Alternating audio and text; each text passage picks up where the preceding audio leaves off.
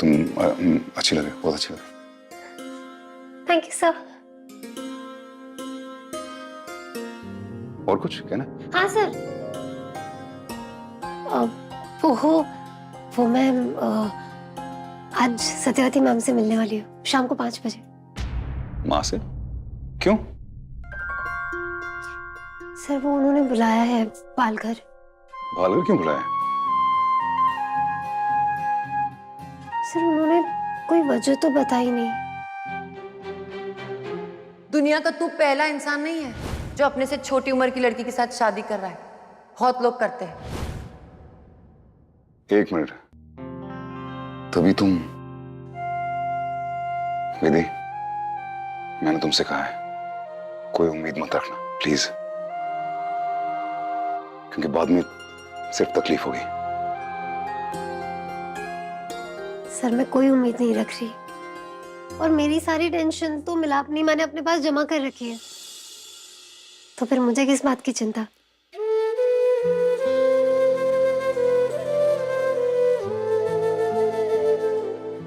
चलती हूँ मतलब काम।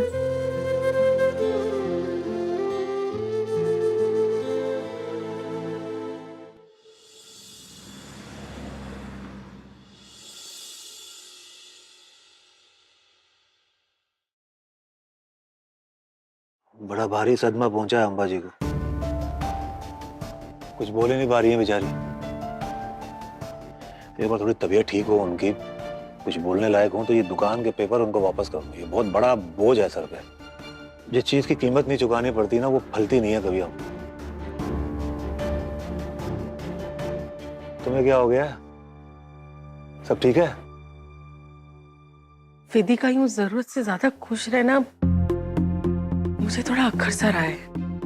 जब से देव जी की सगाई टूटी है, उल्टन की बात दिमाग से निकल ही नहीं रही है कि देव जी की सगाई टूटने की वजह से विधि इतनी खुश है। क्या बोल रही हो तुम? इधर बैठो, बैठो इधर। किसकी बात सोच रही हो तुम? गोल्डन की? दिमाग ठीक है तुम्हारा? विधि ऐसा कुछ गलत करेगी नहीं कभी। अम्बा जी को मिलने गई थी ना अभी, तो विधि हमारी बच्ची है, हमारे संस्कार हैं उसमें। ये मानता हूँ जब से नौकरी करने लगी है तब से 2-4 बार ये हमारे विश्वास को चोट पहुंची है, हमारे विश्वास की परीक्षा हुई है, लेकिन हर परीक्षा में वो पास तो हुई है कि नहीं हुई है। वो जानती है कि हम कितना विश्वास करते हैं उस पर, और वो ये भी जानती है कि उसके उठाया हुआ एक भी गलत कदम हमारे जीवन की सबसे बड़ी पूंजी, हमारी इज्जत को मिट्टी में मिला देगा। इसलिए वो कभी भी कोई भी ऐसा गलत कदम कभी उठाएगी नहीं जिससे हमारी मान, हमारी मर्यादा, हमारी प्रतिष्ठा को कोई चोट पहुंचे। समझ रही हो बात को? अरे मुझे पूरा विश्वास है, विधि हमारा अभिमान है। खाम-खा की चिंता करती रहती हूँ। मैं दुकान होके आता हूँ।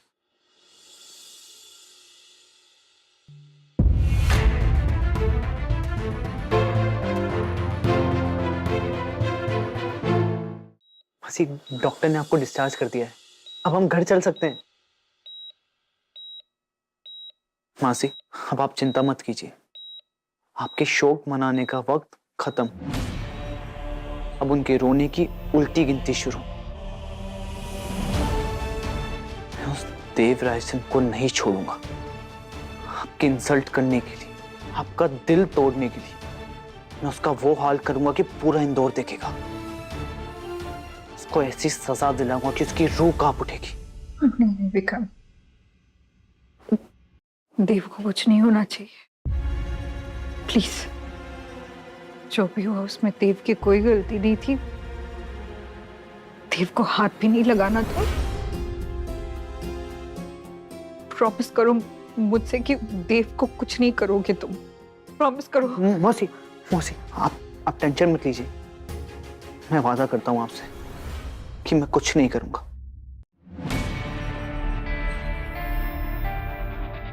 आप आराम कीजिए।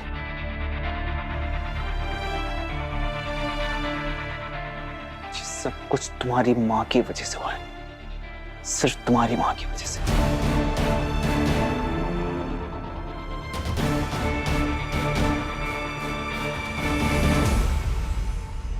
विक्रम, सुनीता, ड्राइवर को बुलाओ। मम्मी जी, मम्मी जी, आप कहीं अम्बा जी से या चित्रा से मिलने तो नहीं जा रही हैं ना? देखिए मम्मी जी, आपके मिडिल क्लास संस्कार बहुत अच्छे हैं, इसमें मुझे कोई डाउट नहीं है, लेकिन प्लीज मम्मी जी, ये सही वक्त नहीं है वहां जाने का। चित्रा इस वक्त बहुत गुस्से में, उसका फ्यूज उड़ा हुआ है। अगर उसने सबके सामने आपकी बेइज्जती कर दी ना, तो हम फिर से स्कैंडलस फ्रंट पेज न्यूज बन जाएंगे। चित्रा मेरा फोन नहीं उठा रही, तुम्हारी बात हुई उससे? मुझे एक बात समझ में नहीं आती मम्मी जी, आप एक सौतेले बेटे के लिए अपने सगे बच्चों की लाइफ में इतना बड़ा तूफान कैसे ला सकती हैं? देव मेरा बेटा है और खबरदार, आज के बाद उसे सौतेला कहा तो। इस वक्त हमें एक दूसरे के सहारे की जरूरत है, एक परिवार बन के रहने की जरूरत है। और तुम एनीवेज, तुमसे परिवार की एकता और सुख शांति की उम्मीद रखना ही बेकार है।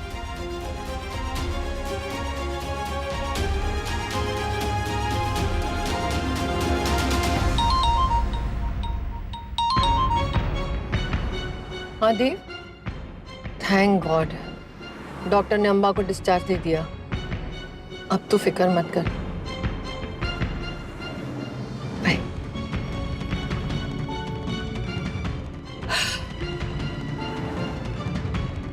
बालघर कितनी दूर है?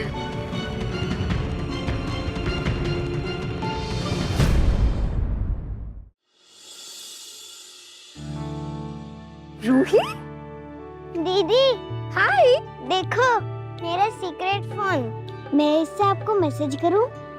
ओके, मैंने इसका रिचार्ज कर दिया, तुम्हें मैसेज आता ही होगा। थैंक यू दीदी, मैं अंदर जाके आपको मैसेज करती हूँ। ओके।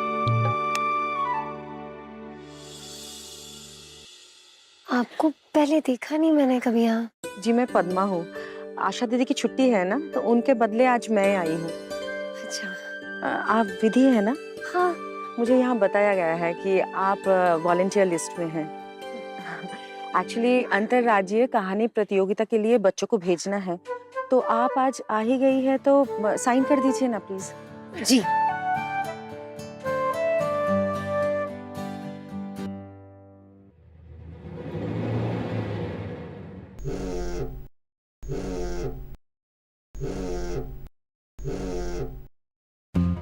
प्रणाम मैम। हेलो विधि, बस मैं बालघर पहुंचने वाली हूँ, तुम कहाँ हो? मैम मैं ये बालघर में ही हूँ, मैं गार्डन में। ठीक है, मिलती हूँ। Okay ma'am, okay.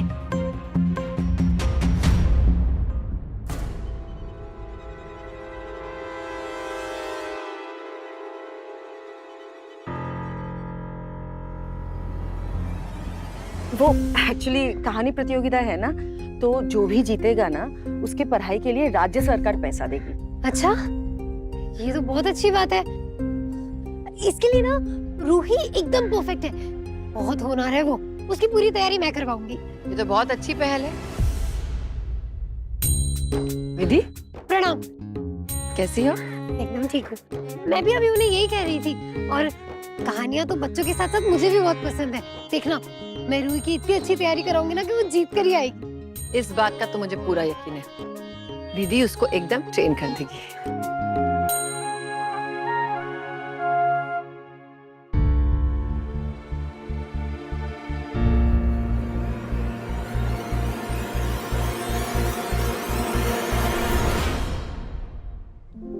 आज सुबह गार्डनिंग करते हुए ये फूल मिला, तुम्हारा ख्याल आया, तुम्हारे लिए। Thank you ma'am, thank you so much. ये बहुत खूबसूरत है। चलो यही गार्डन में बैठ के बात करते हैं, अंदर बच्चे पढ़ रहे होंगे ना? हाँ।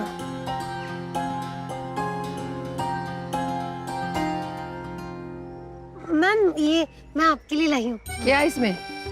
करेले की छिलके की सब्जी। अरे वाह, तुम्हें याद है? मैम मैं कैसे भूल सकती हूँ, उस दिन हम पहली बार मिले थे। ठीक है, आज लंच में मैं यही खाऊंगी।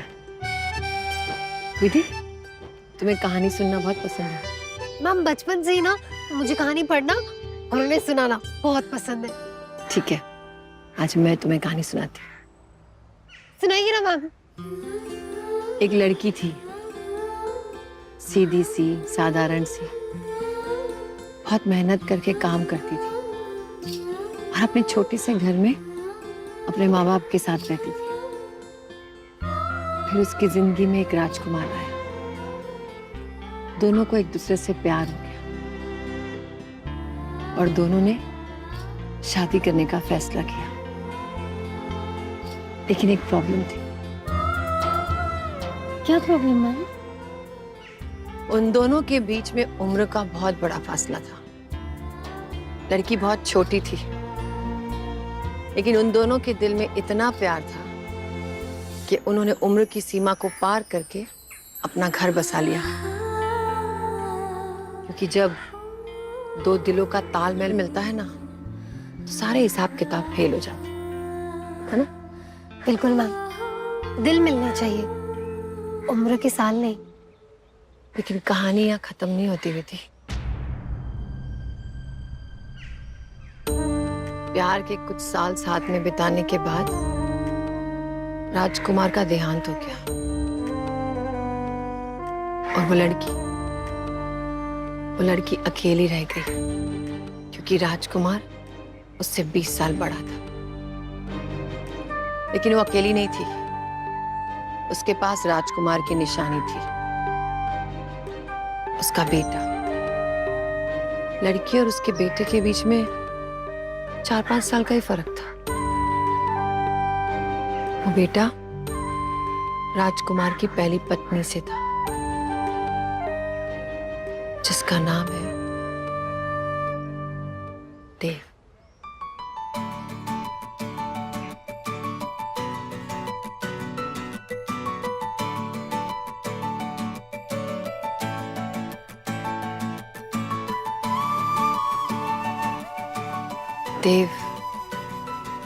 देव बहुत समझदार है, जिम्मेदारी लेने वाला, प्यार करने वाला, बहुत ही प्यारा बेटा है। दुनिया की नजरों में मैं देव की सौतेली माँ हूं, लेकिन देव ने ये फर्क ना कभी समझा, ना मैंने कभी किया।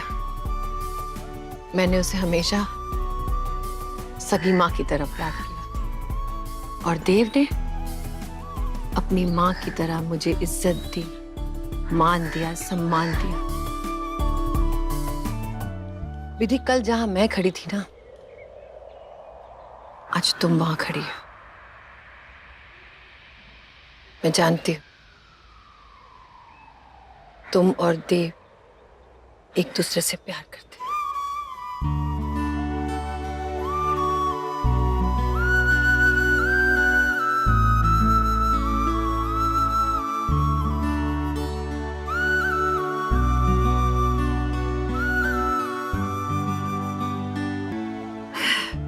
प्यार तो तुम कर बैठी, लेकिन ये रास्ता आसान नहीं है।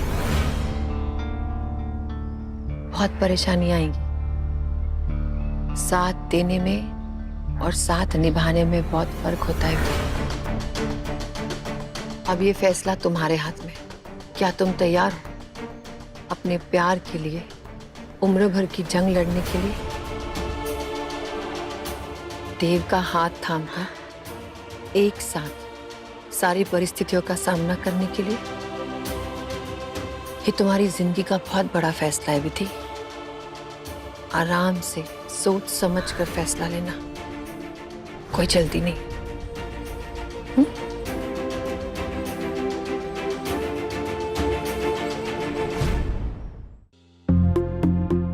इतनी देर तो कभी नहीं लगाई उसने। आ जाएगी, बेकार में परेशान हो रही हो तो।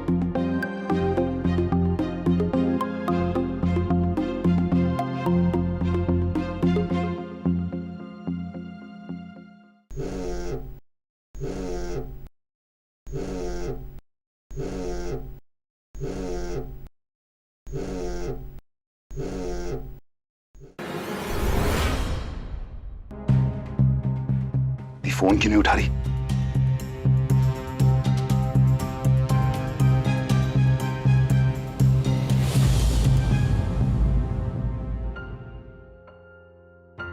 माँ,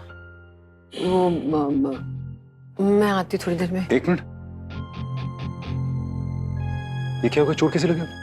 वो कुछ नहीं, वो चल रही थी, दीवार से टकरा गई। मैं अभी आ। एक मिनट।